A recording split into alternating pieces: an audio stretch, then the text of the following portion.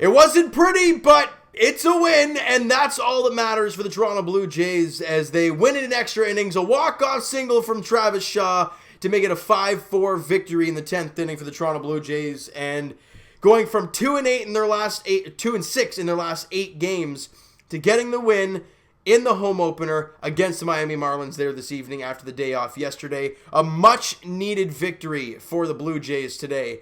And the offense still not clicking on all cylinders as we'd all hope, but some positive signs there this evening from our boys. Now, let's start off early in this ball game. Top of the second inning, Brian Anderson hits one deep off of Ryu, and it is gone. A 1-0 lead for the Marlins, and Jays fans are sitting here like, great, the way this offense is playing out, I do not have a good feeling. But Hyun-Jin Ryu, even though the offense did absolutely nothing for him, and the only person who had a hit was Travis Shaw for most of this game, he dialed in. Hyun-Jin Ryu was fantastic today. He was ridiculous. His changeup was working ridiculous. And the thing I like about Ryu, he changes the way he approaches a game each and every game. You know what I mean? He goes out there and he can tell early on what he's got and what he doesn't have, and he goes about his game accordingly. That's what makes him so dangerous, because he doesn't have one thing he does against lefties to strike him out, or leads to start off a ball game he does that. No. He changes everything. And that's tough for guys like Danny Jansen and Reese McGuire, but what a job by Hyun-Jin Ryu there this evening, guys. 6 innings, 2 hits, and it was one of the hits was the home run.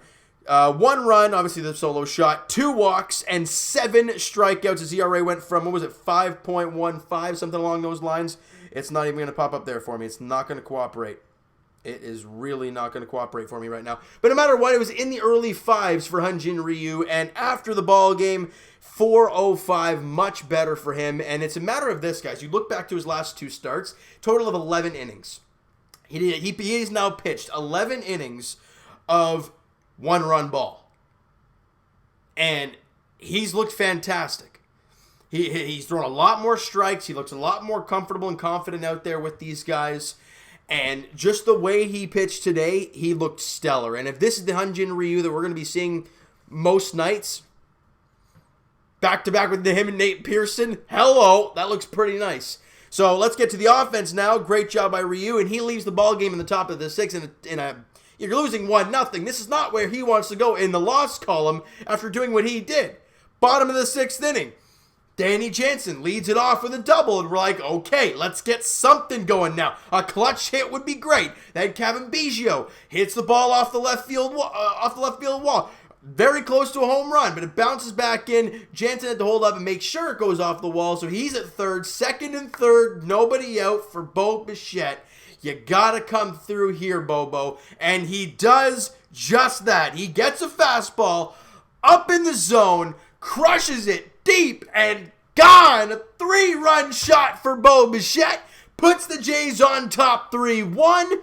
And it is the first home run that is not a solo shot that the Jays have hit since opening day against the Tampa Bay Rays, where Kevin Biggio, I think it was, hit a 3-run shot. Insane. Finally, they get a hit, and Bo Bichette gives the Jays the lead 3-1. You see Ryu on the bench. He's all happy and clapping. You love seeing him smile and be happy. Great job there by Bo, and his 3rd home run of the year. Then we go to the bottom of the 7th inning, and the Blue Jays trying to get another rally going here. And this is what we like to see, the Blue Jays getting some stuff against former Blue Jay, Justin Schaefer. So, Vladdy flies out for the first out of the inning, and he really didn't like that one. He hit it, and he flips his bat like he was really angry. And I don't blame him, because that was a hanger, and he should have crushed that, but he missed it, and he's been struggling. Then Randall Grichuk walks on 4 pitches, 1 out, 1 on, nothing really crazy there. Then Joe Panik strikes out. So then we have guy first with 2 out. Nothing really crazy going to happen here, right? Kevin Biggio Then Danny Jansen walks. Grichuk up to second. We have a base hit should score a run here. And Kevin Biggio with 2 out hits a base hit to center field. Grichuk comes in, and the Blue Jays now lead it 4-1. We're feeling much better about ourselves at this point. This is awesome. Then you have Rafael Dolis come out in the top of the 7th. Clean inning. No hits, no walks, no strikeouts. Clean job for Dolis. Romano, do I even need to say anything? Clean inning, no hits, no walks, and a strikeout. I think he passed Tom Hankey for a Blue Jays record for starting a season with not allowing a hit or something like that. I think that was the stat, something along those lines. And if the older Jays fans that know this, Tom Henke was damn good. I was not around for his era, but all I know and all I've heard is that he was electric. So Jordan Romano in pretty damn good company there, and he continues to dominate. But then Anthony Bass goes out there in the ninth, and trouble strikes. I forgot who it was, hit a deep fly ball to left. I think it was John Birdie hit a deep fly ball to left field, and Lourdes Gurriel Jr. the root on that ball was not good. He kind of went horizontal across and then realized, oh no, it's deep. So he started to go back, goes over his head. It was either a leadoff double or a one-out double. I can't quite remember what happened there in the top of the ninth. It was it was a leadoff double. And you get that, you got one out. Then Aguilar lines out to Randall Grichuk. You would have had two out and nobody on. Then Dickerson then grounds out. So you have a double. Still a guy at second with two out. Nothing really crazy going on here. Then he walks Anderson. Okay, this is not very good. Then Francisco Cervelli on a 3-0 pitch hits a ball deep to left field and it's gone and we are tied, a 3-run shot. And another Toronto team blows a 3-run lead or a 3-goal lead or whatever you want to use, whatever analogy you want to use.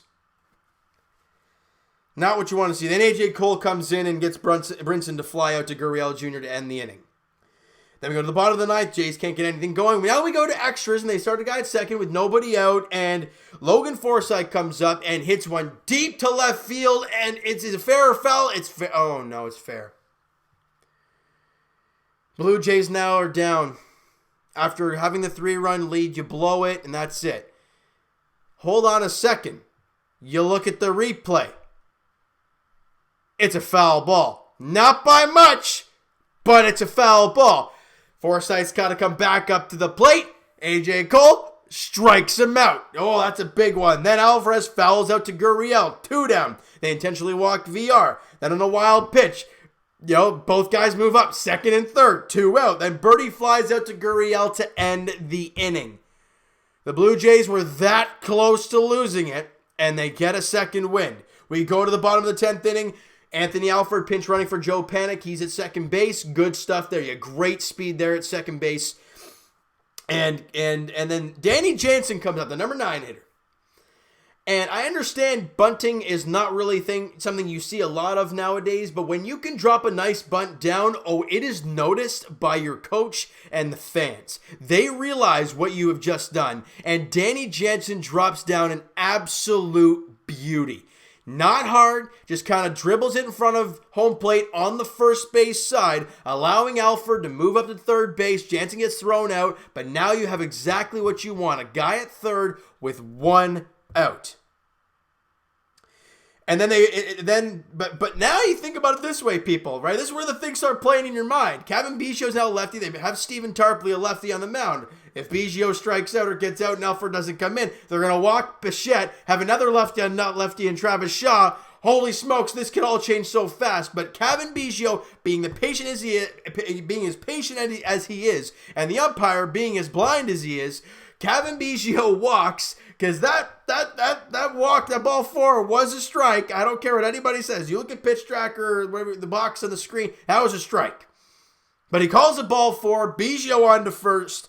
They intentionally walk Bichette to load the bases for Travis Shaw, and Shaw hits one into right field for a base hit. Walk off, Blue Jays win it. So as much as it wasn't pretty, as much as you blew the 3-run lead, you found a way to win. And you know what? The way this team's playing right now, and the way they've been kind of scrappy and not really playing the greatest, you'll take this win any day of the week.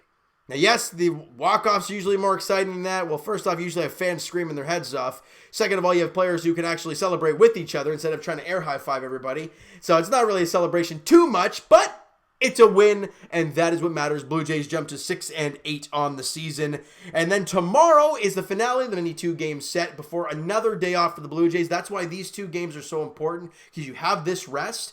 You win today. If you win tomorrow, then you have another day off, and then you have a stretch where you do not rest for a while. You have a lot of time where you're playing consistently. So, win your couple games in the rest, get that 1 day, and ready to get on a marathon, because it's going to get real crazy real fast. So for the Blue Jays, one day at a time, you picked up the victory today. That's awesome. Now we move on to tomorrow, where you got youngin' Jordan Yamamoto, 24-year-old righty, 24-year-old right-handed pitcher versus the big, young Nate Pearson on the mound for the Blue Jays in the second and finale of the series against the Miami Marlins.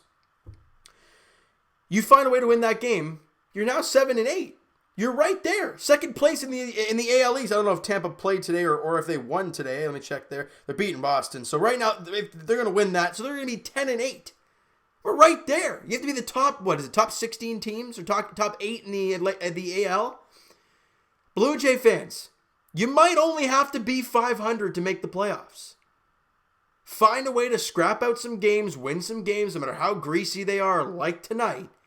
And who knows what can happen. Let's go through the numbers real quickly here. We talked about, not AJ Cole. Anthony Bass struggling. He went two-thirds of an inning, gave up 2 hits, 3 runs, and a walk. He had a tough outing. And AJ Cole, thank goodness for that one that went foul, but his line does look as so. An inning and a third, 1 strikeout, 1 walk, no hits given up, and he picks up the win, his first win of the season, so good job for AJ Cole. Offensively, though, yeah, you got 5 runs. You only had 7 hits, though, and you're still in the bottom of the league when it comes to hits per game. That's got to still change. 2 for 4 for Kevin Biggio, 1 for 4 Bo Bichette, but it was a big 1 for 4. Travis Shaw, 2 for 5 with an RBI. Randall Grichuk, 1 for 3.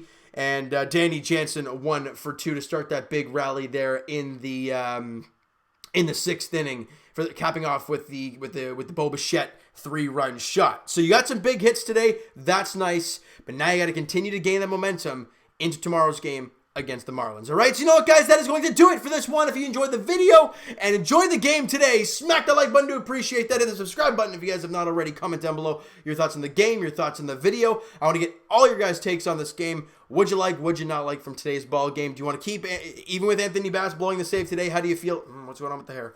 Well, how do you feel about Anthony Bass and the way he pitched today? And do you still trust him in that closer's role? Or do you maybe move a guy like Jordan Romano to the closer's role? But one blown save really shouldn't do that for me. Anthony Bass has proven himself other than this one game. But what do you guys think? Let me know in the comments below. Twitter is down below for myself as well. Follow up, send me a DM, do all that great stuff. Also, the Instagram link is down in the description below as well. And I will talk to you guys Raptors edition tomorrow as they take on the Philadelphia 76ers at 6:30 p.m. Eastern Time. Raptors looking to continue their role here in the bubble, looking for 6-1 records so far. They're at 5-1. And as for the Blue Jays, they take on the Marlins in the finale of the two-game set tomorrow evening, 6:37. First pitch there in Buffalo. And Jordan Yamamoto, Nate Pearson on the mound for the Blue Jays. Thank you guys so much for listening and watching. Hope you guys enjoyed the video. Talk to you guys then.